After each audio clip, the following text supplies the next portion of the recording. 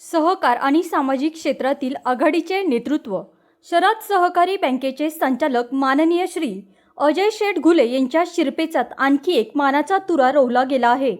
आशिया खंडातील सर्वात मोठी शैक्षणिक संस्था असलेल्या रयत शिक्षण संस्था सातारा पश्चिम विभाग पुणे समन्वय समितीच्या सदस्यपदी त्यांची अत्यंत प्रतिष्ठेची निवड करण्यात आली आहे। रयत शिक्षण संस्थेचे संस्थापक कर्मवीर भाऊराव पाटील यांच्या विचारांचा वारसा पुढे नेण्यासाठी आणि पुणे विभागातील शैक्षणिक कार्याला गती देण्यासाठी अजय शेठ घुले यांच्यावर ही महत्त्वपूर्ण जबाबदारी सोपवण्यात आली आहे। अजय शेठ घुले यांनी नेहमीच स्वतःला लोकसेवेत आणि सामाजिक कार्यात वाहून घेतले आहे। राजकारणापलीकडे जाऊन सर्वसामान्य जनतेचे प्रश्न सोडवणे, गोरगरीब विद्यार्थ्यांना शिक्षणासाठी मदत करणे आणि सहकार क्षेत्रात पारदर्शक काम करणे ही त्यांची ओळख आहे। संपूर्ण आंबेगाव तालुक्यात सर्वसामान्य जनतेच्या सुखदुःखात धावून जाणारे नेतृत्व म्हणून त्यांच्याकडे पाहिले जाते। त्यांनी सातत्याने लोकहिताच्या कामांमध्ये स्वतःला वाहून घेतलेले असून त्यांच्या या अष्टपैलू कार्याची आणि दांडग्या जनसंपर्काची दखल घेऊन रयत शिक्षण संस्थेने ही मोठी निवड केली आहे। रयत शिक्षण संस्थेच्या पुणे समन्वय समितीवर अजय घुले यांची निवड होताच आंबेगाव तालुक्यासह पुणे जिल्ह्यातून त्यांच्यावर अभिनंदनाचा वर्षाव होत आहे। त्यांच्या या निवडीमुळे रयत संस्थेच्या माध्यमातून ग्रामीण भागातील विद्यार्थ्यांसाठी नवनवीन शैक्षणिक उपक्रम राबवण्यास मोठी मदत होईल असा विश्वास व्यक्त केला जात आहे।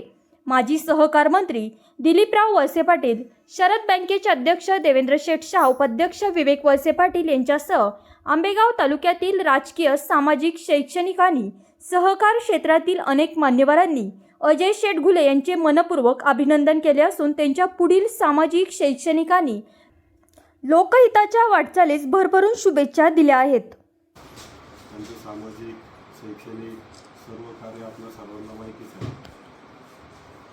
त्यांच्या कार्याबद्दल सांगायचं म्हणजे प्रेरणा देणारा माणूस।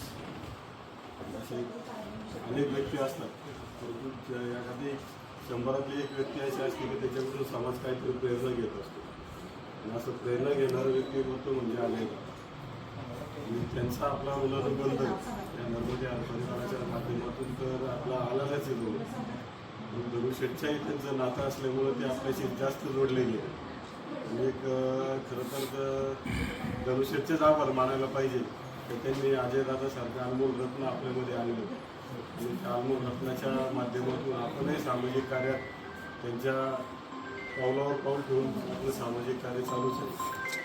त्यांच्या कार्याचा एक पावतीच म्हणून आमदार साहेबांनी त्यांना गळ घातली का अजयदादा तुम्हाला रयत शिक्षण संस्थेवर काम करावं लागेल